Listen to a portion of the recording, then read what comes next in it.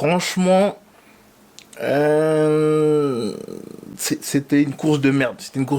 Bonjour, bonsoir, bonjour et bienvenue dans un nouvel épisode de Chili TV. Ici Sadrive, épisode 5. Oui monsieur, oui madame. Franchement, c'était pas vraiment l'un des meilleurs week-ends qui m'ait été donné de voir. Je vais pas vous mentir, c'était... Par moments, c'était limite ennuyant. Mais bon, trêve de blabla. Rentrons dans le vif du sujet. Ce week-end, on se retrouvait sur le circuit d'Imola pour le Grand Prix Emilia... Désolé, j'ai encore du mal avec l'appellation parce que pour les plus anciens d'entre nous, on appelle encore ça le Grand Prix de Saint-Marin, tu vois. Mais pour la nouvelle génération, apparemment, ça s'appelle le Grand Prix d'Emilia-Romagna maintenant. Chacal, si vous voulez. Donc ce week-end, on se retrouvait sur le tracé d'Imola pour le Grand Prix Emilia-Romagna. Je sais pas pourquoi on a changé de Saint-Marin, mais bon, c'est pas grave. Déjà, ce week-end, on a commencé avec ce qu'on appelle un format sprint. Alors, en rapide, un format sprint, en gros, c'est une course de F1 qui a été raccourcie pour faire pile poil 100 km ou un tout petit peu plus, tu vois. Et elle se court le samedi. Du coup, d'habitude, t'as les qualifs samedi et t'as la course dimanche. Ben là, t'as les qualifs vendredi qui déterminent la grille de départ pour samedi. Et ensuite, là où tu finis samedi, tu commences dimanche. Donc ce week-end, on a eu le droit à une course en format sprint. Vendredi, les qualifs. Les plus gros points de discussion pour les qualifs, c'était la 3e place de Lando Norris. J'ai l'habitude de le vanner, mais là, franchement bien. Même si une partie de moi pense qu'il a peut-être fait exprès de caler sa voiture dans les graviers juste avant la fin de la Q3 pour assurer sa place dans les qualifs. Mais bon, ça... on va pas rentrer dans les détails. Et l'autre gros point de discussion de cette qualif, c'est la qualif désastreuse des Mercedes qui ne passe pas le cap de la Q3. On n'avait pas vu ça depuis 2012, littéralement 10 ans. C'est vous dire à quel point c'est un truc de ouf, genre. Max Verstappen part premier, Charles Leclerc se qualifie deuxième, Lando Norris troisième et Kevin Magnussen dans la Haas part quatrième. La course sprint arrive, les frérots se placent sur la grille de départ et le départ est donné. Max Verstappen rate complètement son départ et se retrouve derrière Charles Leclerc. Zhou Guanyu, fierté de la Chine, se rate complètement et cale sa voiture dans un mur. La safety car sort, on sort la voiture de Zhou Guanyu, la safety car rentre et la course repart. Charles Leclerc a l'air de gérer la course correctement, mais quelques tours avant la fin, on dirait que les pneus commencent à s'user et Max Verstappen qui arrive en bombe derrière finit par le dépasser pour venir remporter la première course sprint de l'année. Mercedes, une course absolument désastreuse. Dimanche vient la course. Ah, c'est qui le président? Attends. Macron. C'est Macron? C'est good? 52. 52%? Quoi? 52%? Je crois. Moitié-moitié? Non mais sur tous les votes, ouais. Mais c'est un truc de fou, wesh. Ah, 58. 58. Mais même ça, c'est un truc de ouf. Ça veut dire que... Il y a encore genre 40 et quelques. 40%, c'est la moitié, frère. C'est énorme, hein. Non. C'est énorme. Donc nous disions, la course commence. Max Verstappen arrive à gérer le bail, Perez est juste derrière. Leclerc rate complètement son départ et se retrouve derrière Norris. Carlos Sainz, fierté de l'Espagne, digne fils de son père, rentre dans la première chicane et se fait sortir par Daniel Ricciardo. Deuxième abandon pour Carlos en l'espace de 2 courses. Derrière, Russell, Stroll et Vettel ont pris des départs canons. Russell a gagné genre 5 places, les Aston ont gagné genre 4 places chacune. Franchement, chapeau. La safety car sort pour qu'on puisse sortir la voiture du frérot Carlos en sécurité et finit par rentrer après quelques tours. Hamilton commence à un peu remonter en dépassant Fernando Alonso et sur la caméra d'Hamilton pendant qu'il est en train de faire le dépassement, on voit que Fernando Alonso est en train de perdre littéralement un bout de sa voiture. Un bout de son ponton se décolle et s'envole. Le frérot rentre au stand, demande le diagnostic sur son véhicule et ses ingénieurs lui disent qu'il doit abandonner. Deuxième abandon en l'espace de 4 courses pour le frérot Elplan. Après l'abandon d'Alonso, on a le droit à un combat de titans entre George Russell, fierté de l'Angleterre, et le frérot de chez Haas, Kevin Magnussen. La défense de Kevin est absolument monumentale. Il arrive à tenir Russell pendant genre 5-6 tours. Et au tour 12, George Russell tente le tout pour le tout en essayant de freiner très tard au premier virage. Sauf qu'il arrive trop chaud, prend la chicane mal, rebondit sur les bordures saucisses là, et Kevin Magnussen lui reprend la position. Derrière, le frérot Valtteri Bottas, digne représentant de la légion des mangeurs de porridge, est en train de revenir fort. C'est ouf parce que Bottas pendant toute la course, genre on l'a pas vu, mais le frérot était là en fait, tu vois. Russell finira finalement par dépasser Magnussen qui se retrouve face à Valtteri Bottas qui à son tour finira par dépasser Kevin Magnussen au tour 14. Le 20e tour arrive, la piste a séché et les frérots commencent à rentrer au stand pour chausser les pneus secs. Minute technique. Quelle est la différence entre les types de pneus? Mon frérot Bob va vous en parler. Bob, Chacal, dis-leur. Salut à toutes et à tous, c'est Bob F1 et merci Shidi de m'inviter à nouveau sur ta chaîne et on va donc parler des pneus. Alors les pneus c'est vraiment ultra important en Formule 1. Pour chaque week-end de Grand Prix, il y a 5 composés de pneus différents, 3 de pneus secs et 2 de pneus pluie. On va commencer par les secs que l'on appelle aussi slick parce qu'ils sont tout lisses pour avoir le maximum d'accroche et de grip. Les soft, rouges qui sont les plus tendres, les medium en jaune et les hard, blancs qui sont les plus durs. Plus le pneu est tendre, plus il est rapide et performant parce qu'il a plus de grip, d'accroche et d'adhérence. Sauf qu'il dure moins longtemps et il s'use beaucoup plus vite. Plus le pneu est dur, moins il est rapide, il va tenir beaucoup plus de tours et son usure sera moins importante. Les pneus rouges sont donc les plus rapides et les pneus blancs les plus lents. Les pneus médium en jaune sont un bon compromis entre rythme de course et durée de vie. Les pilotes doivent utiliser au moins 2 pneus différents par course, donc au minimum un arrêt au stand. Sauf quand la piste est déclarée mouillée. Là, les règles changent et on va voir ça tout de suite. Pour la pluie, il y a 2 types de pneus différents. Les intermédiaires en vert et les full wet en bleu. Ils sont tous les deux rainurés pour évacuer l'eau. Les wet le sont plus que les intermédiaires, qui comme leur nom indique sont situés entre les pneus secs et les pneus pluie. Les pneus intermédiaires sont pertinents pour les pluies légères et les conditions humides, sur une piste aux conditions changeantes, parce qu'ils sont assez polyvalents. Au fur et à mesure qu'ils s'usent et que la piste s'assèche, ils deviennent tout lisses, comme des pneus secs. Pour une piste vraiment trempée, on utilise les pneus pluie, les bleus. C'est tout de même assez rare parce que dès que la pluie s'arrête, avec le passage des Formule 1 qui soulèvent et évacuent l'eau, une trajectoire sèche se dessine assez rapidement et les pneus pluie deviennent inutilisables. Les pneus intermédiaires sont capables d'évacuer 30 litres d'eau par seconde et par pneu, donc multipliez ça par 4. Pour les pneus wet, c'est encore plus impressionnant parce qu'ils sont capables d'évacuer 85 litres d'eau par seconde et par pneu. Rendez-vous compte, c'est incroyable. Et avec ça, on comprend mieux le spray énorme que les Formule 1 jettent derrière elles quand il pleut. Les pneus pluie et intermédiaires sont inutilisables sur le sec. Les pilotes perdraient des dizaines de secondes par tour s'ils faisaient ça. Et pareil pour l'inverse, si les pilotes utilisent des pneus slick sous la pluie, ils feraient de l'aquaplaning et glisseraient comme jamais. Toute la difficulté est qu'il faut toujours avoir les bons pneus au bon moment et encore plus quand il pleut. Merci encore à Shidi pour l'invitation et je vous laisse avec la suite de la vidéo. Salut! Il est fort, hein.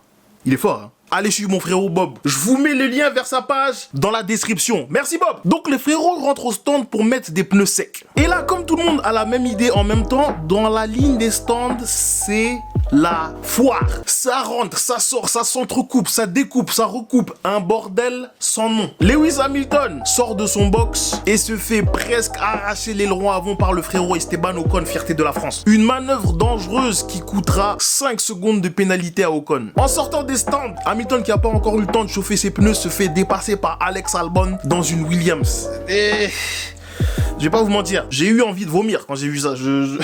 Je vais être très honnête, je vais être très honnête. Tour 27, on a une bataille monumentale entre le frérot Stroll et Tsunoda. Les Aston Martin ont l'air de tenir la route, hein. Franchement bien. Et derrière eux, on a une bataille entre Pierre Gasly et Lewis Hamilton. Une bataille qui, comment dirais-je, on dira ce qu'on veut, que oui, Lewis Hamilton n'a pas la voiture qu'il faut. Oui. Mais la défense de Pierre Gasly était absolument extraordinaire. Sachant que le frérot a défendu à partir d'environ du tour 25, si je dis pas de bêtises, jusqu'à la fin de la course. Je sais pas si vous vous rendez compte. De tenir un gars comme Lewis Hamilton, quand bien même qu'ils sont en train de rouler dans un tracteur, de tenir un frérot comme lui pendant autant de tours, c'est chapeau de zinzin.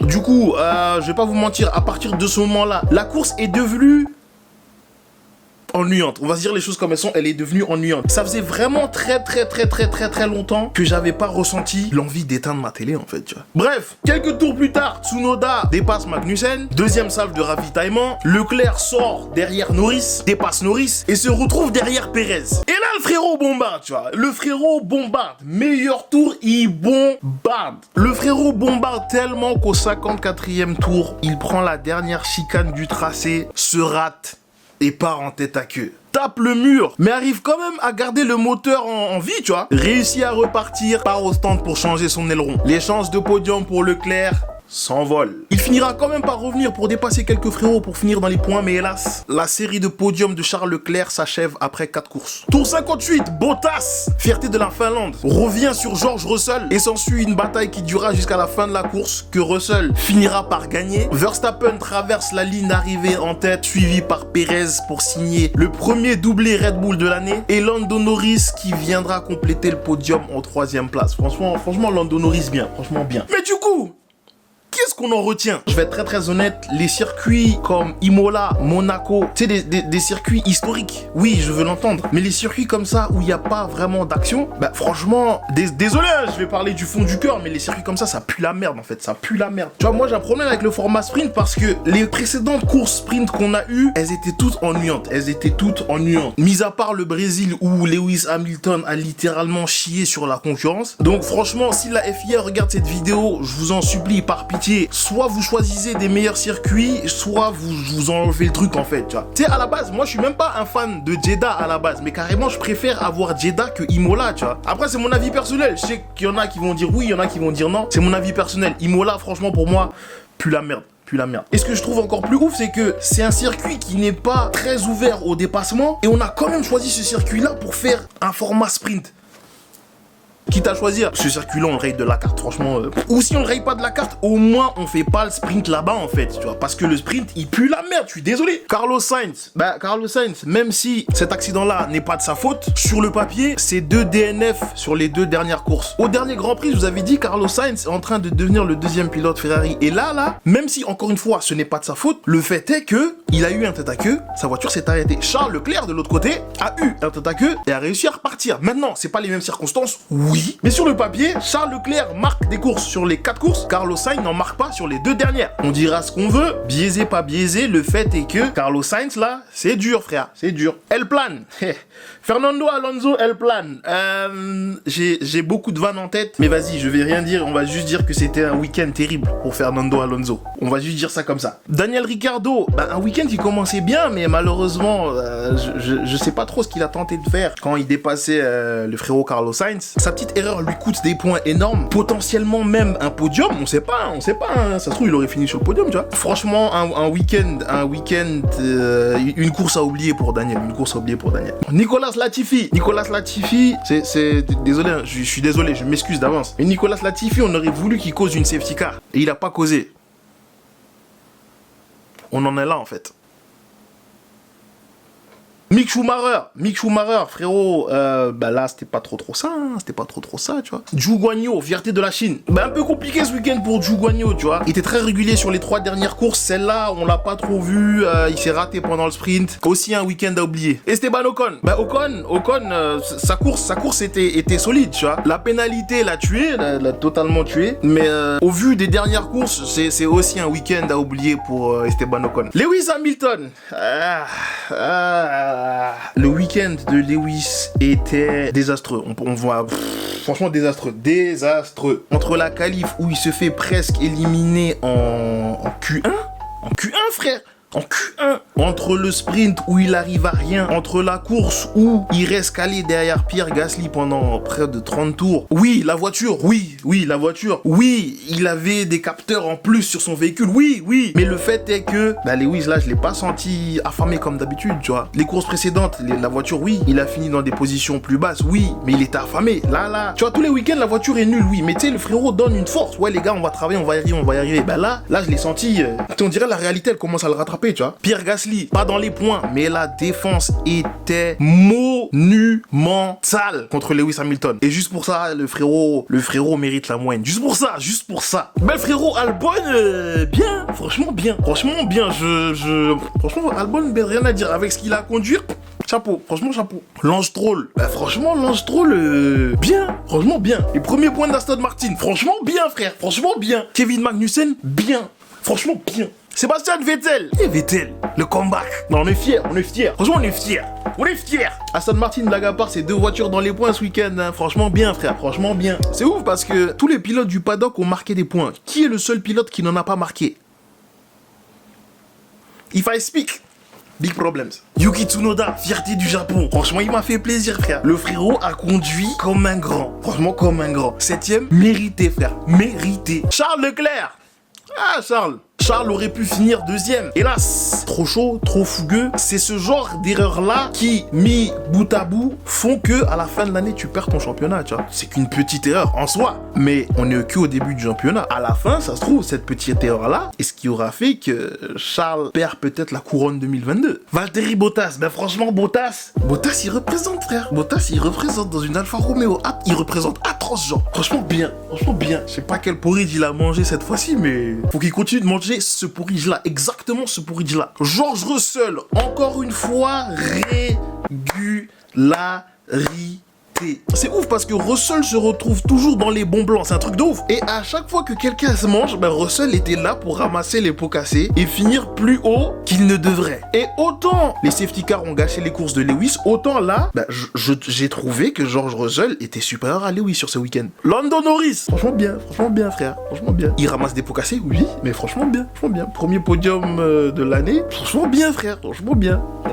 Surtout quand tu vois d'où partaient les McLaren à la première course, ça fait plaisir pour eux, Sergio Perez, le taf, le frérot a fait le taf, le travail, le charbon, le frérot a taffé. Et pour finir, Max Verstappen, ben Max frère, j'ai envie de te dire, c'était le week-end presque parfait en fait, tu vois. Mis à part son départ foireux du sprint de samedi, le week-end était top, franchement top. Au classement, Williams 10e, Aston Martin qui marque enfin 5 points, As 8e 15 points, AlphaTauri 7 points, Alpine 22 points, Alfa Romeo 25 points, McLaren 40 points, Mercedes 77 points, Red Bull qui remonte 113 points et Ferrari premier avec 124 points. En tout cas, j'espère que vous avez kiffé cet épisode. Si vous avez kiffé cet épisode, mettez un like, ça aide pour l'algorithme YouTube. Abonnez-vous, activez les notifications. Nous, on s'attrape pour la prochaine course à Miami, Chacal. À Miami. Franchement, ça c'est une course, j'aurais voulu y être pour le coup, Prenez soin de vous, prenez soin de vos proches et à la prochaine. Ciao!